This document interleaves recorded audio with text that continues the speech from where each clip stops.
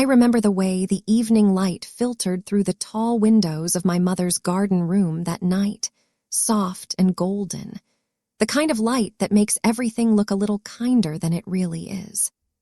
The air carried the scent of roses and champagne, laughter floating above the clink of glasses, and I stood near the edge of it all, holding a small plate of hors d'oeuvres I hadn't touched, watching my family move through the crowd like they owned every inch of the space. Sarah, my younger sister, glowed in the center of it, her engagement ring catching the light every time she lifted her hand to brush back her hair, and people kept drifting toward her the way they always had, drawn to the brightness she carried so effortlessly. I didn't mind standing back then. I had grown used to it years ago, the way a person grows used to a low, constant hum in the background of their life. My mother had planned the party with the precision of someone staging a small military operation, every detail chosen to announce that Sarah was finally, officially, stepping into the life she was meant for. White linens, crystal flutes, a string quartet tucked discreetly in the corner, playing something gentle and triumphant. She had invited everyone who mattered in her carefully curated world, neighbors who summered in the same places, old college friends who still sent Christmas cards with photos of their perfect children, a handful of local politicians who liked to be seen at events like this. And then there was Jack Sterling, Sarah's fiancé, tall and broad-shouldered in his civilian suit that still somehow looked like it wanted to be a uniform, shaking hands with the easy confidence of a man who knew exactly how impressive he was supposed to be. People kept calling him a hero, whispering it like a prayer, because he was a Navy SEAL, and the news had carried stories about his team a couple of years back, blurred faces and dramatic footage that made everyone feel safer in their beds. I had arrived late on purpose, slipping in through the side door after most of the guests were already there, wearing the plain navy dress I kept for family occasions, nothing that would draw attention. My mother spotted me almost immediately anyway, her eyes narrowing just a fraction before the smile returned, bright and practiced. She pulled me into a quick hug that smelled of her usual perfume, something expensive and floral, and then steered me toward a small cluster of her friends with the air of someone completing an unpleasant but necessary task. "This is my older daughter, Evelyn," she said, her voice carrying that particular note it always took on when she introduced me, a mix of apology and dismissal wrapped in politeness. "She works in it for the Navy, keeps the computers running, that sort of thing." The women nodded kindly, their smiles sympathetic, as if she had just confessed I spent my days alphabetizing files in a basement somewhere. I smiled back, murmured something about how rewarding the work was, and let the moment pass the way I had let so many moments pass before. It wasn't that I hated the lie exactly. I had chosen it, built it carefully over the years, layer upon layer, until it felt almost like a second skin. When people asked what I did, I told them I managed networks, troubleshot systems, made sure the servers stayed cool and happy. It was true enough in its own narrow way. My teams did all those things and more, but it left out the parts that mattered.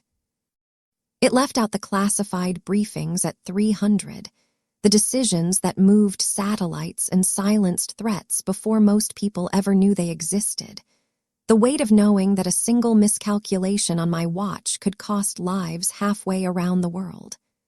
I had risen quietly, deliberately, through ranks most people didn't even know existed, until the stars on my shoulder boards were real and heavy and mine.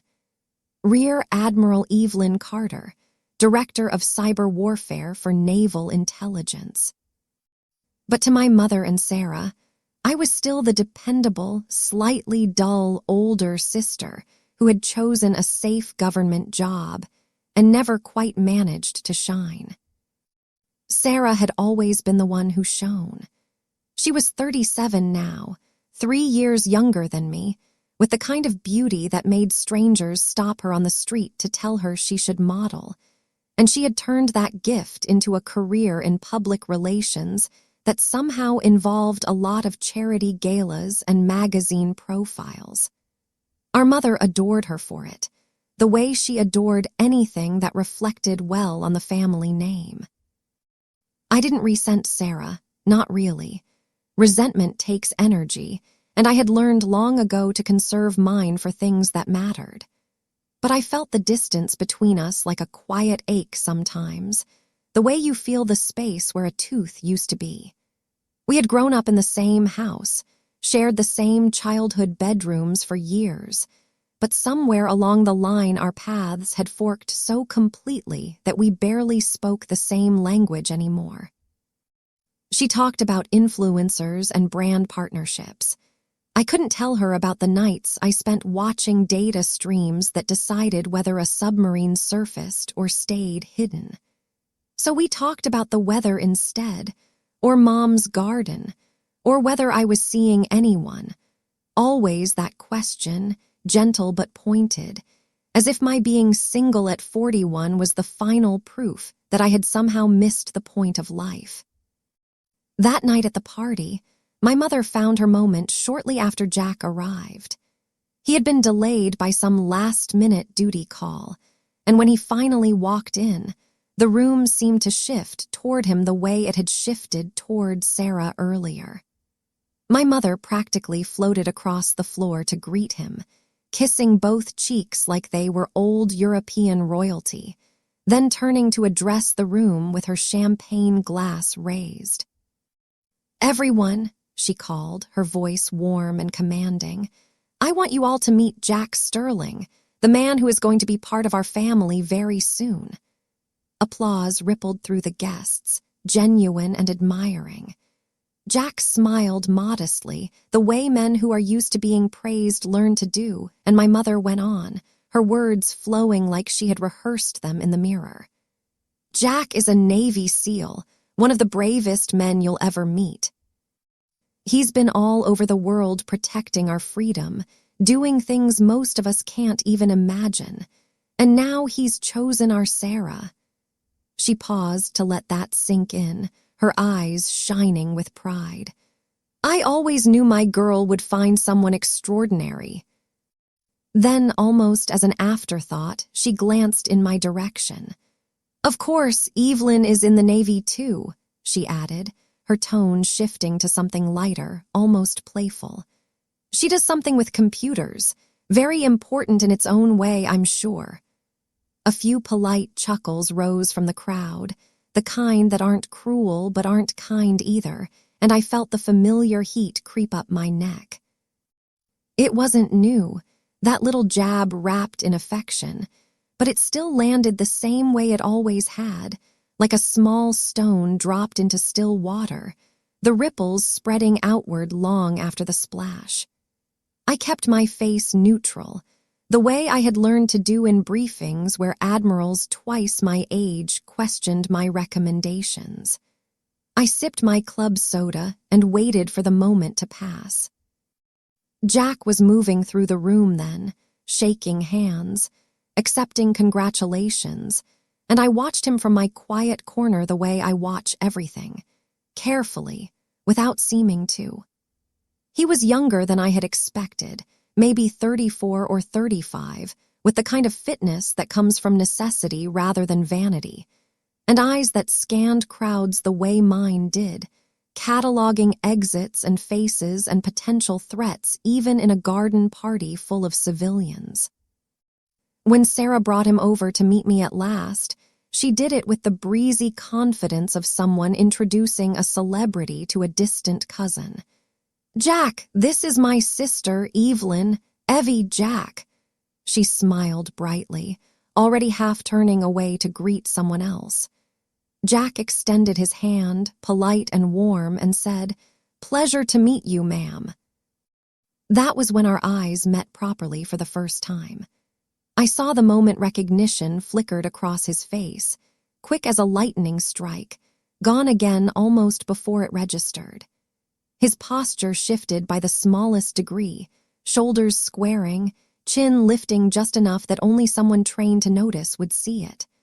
The glass in his other hand, bourbon, 2 fingers, 1 ice cube, slipped from his fingers and hit the travertine floor with a sharp crack that cut through the string quartet like a gunshot. Heads turned. Conversation faltered. And Jack Sterling, decorated Navy SEAL, national hero, snapped to perfect attention right there in my mother's garden room and rendered a salute so crisp it could have passed any inspection on any base in the world. "Admiral Carter," he said, his voice steady and loud enough for the sudden silence to carry it to every corner of the room. "Ma'am." You could have heard a rose petal drop. My mother's face went white beneath her carefully applied foundation, her champagne glass frozen halfway to her lips. Sarah stared at Jack as if he had started speaking in tongues. The string quartet missed a beat and then quietly stopped playing altogether. I felt every pair of eyes in the room turn toward me, the weight of them like a physical force, and for the first time in years, I felt something close to stage fright. But I had spent 2 long, commanding rooms, full of people who could end wars with a keystroke, to let it show. I returned the salute calmly, then let my hand fall. "At ease, Commander," I said, keeping my voice low but clear. Jack relaxed, but only fractionally, his eyes still fixed on mine with the respect drilled into him over years of service. I turned to the room then, meeting my mother's stunned gaze, Sarah's open-mouthed shock, the curious and confused faces of guests who had never imagined me as anything more than the quiet sister in the corner. "I'm sorry for the interruption," I said, my tone even, almost conversational. "Most of you know me as Evelyn Carter, Sarah's older sister who works with computers. That's the cover I've maintained for many years for very good reasons." I paused, letting the words settle. My actual rank is Rear Admiral. I serve as Director of Cyber Warfare for Naval Intelligence. My work is highly classified, and for operational security, my identity is protected at the highest levels. That includes from my own family. I looked at my mother then, really looked at her, and saw something flicker across her face that might have been fear or shame or both. Commander Sterling recognized me from the chain of command displays at his operational base. He reacted appropriately. I turned back to Jack, though perhaps with slightly more drama than necessary. A few nervous laughs rippled through the crowd, breaking the tension just enough to let people breathe again. Sarah found her voice first. "Evie, what, you're an admiral?" The word sounded foreign in her mouth, like she was trying it on and finding it didn't fit. My mother still hadn't moved. I nodded once. "Yes, for the last 4 years, before that captain for 6. I could have listed the commendations, the operations, the nights I didn't sleep because the stakes were too high, but there was no point. They wouldn't have understood, and I didn't need them to. "My work requires absolute discretion," I continued. "Not just for my safety, but for the safety of everyone who serves under me, including Commander Sterling." Jack inclined his head slightly in acknowledgement. The silence that followed was different now, heavier with the realization of how completely they had misjudged me.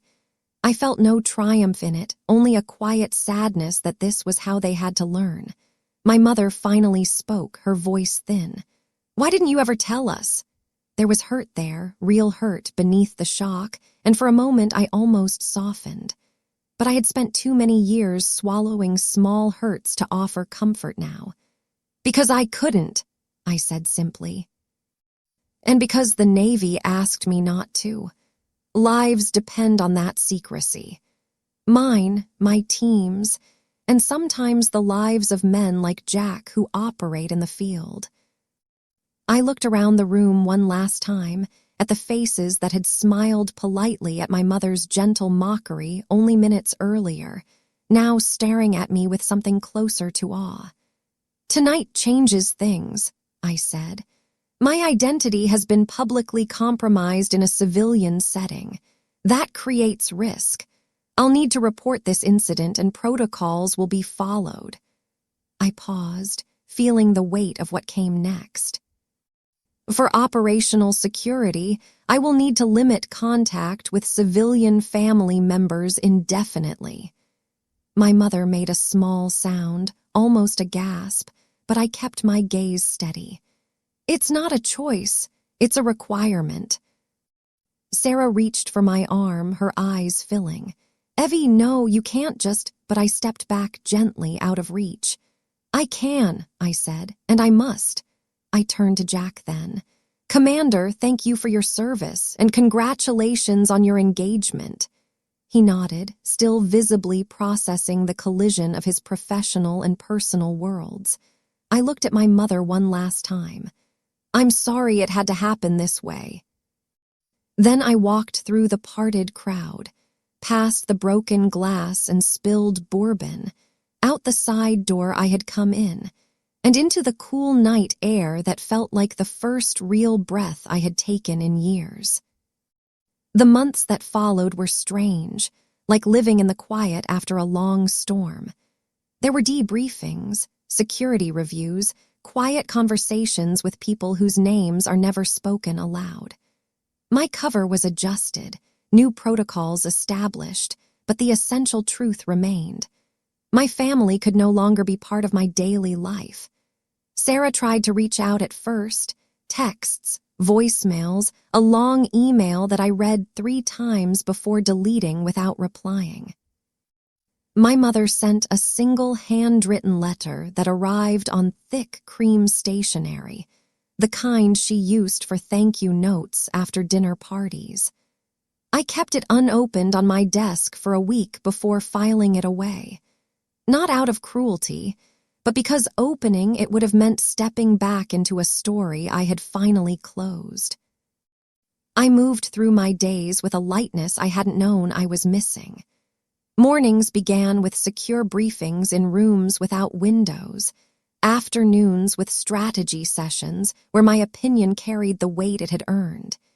Evenings sometimes spent alone in my apartment overlooking the Potomac, watching lights reflect on the water like scattered stars. The work was still hard, still relentless, but it was mine in a way nothing else ever had been. People saluted me because they knew what I could do, not because of who my sister was marrying or how photogenic my life looked from the outside. Respect came wrapped in competence, delivered without fanfare, and I found I slept better than I had in decades. A year later, almost to the day, I stood on the deck of a carrier during night operations, watching flight crews move like dancers under red lights, the ocean stretching black and endless around us. My phone buzzed in my pocket, a secure message, nothing urgent. I thought about the engagement party sometimes, not with anger anymore, but with the gentle distance you feel toward old photographs. I thought about Jack's salute, the way the glass shattered, my mother's face draining of color.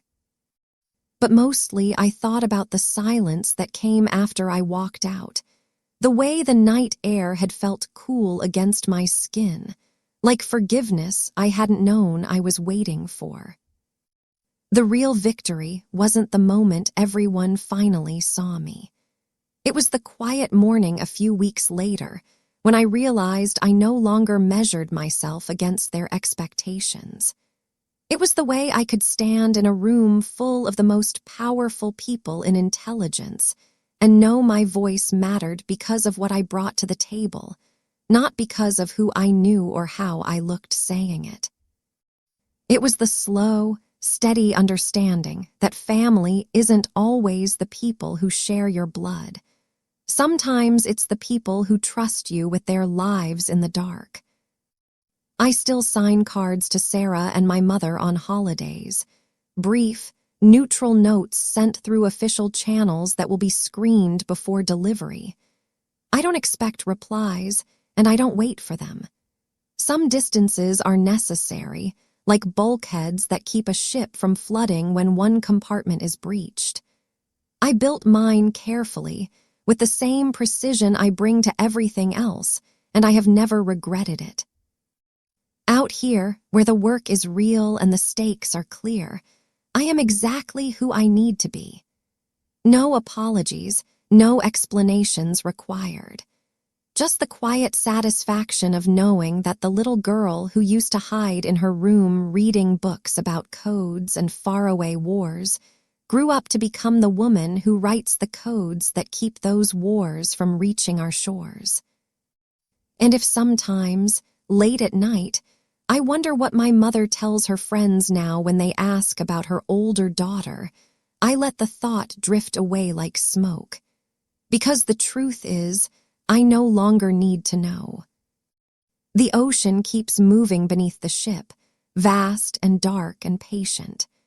I lean against the rail and watch the wake glowing faintly behind us, a silver path that disappears as quickly as it forms. And I think that's what freedom feels like. Not a dramatic moment of revelation under crystal chandeliers, but this. The steady forward motion of a life finally aligned with its own compass, leaving old currents behind without looking back.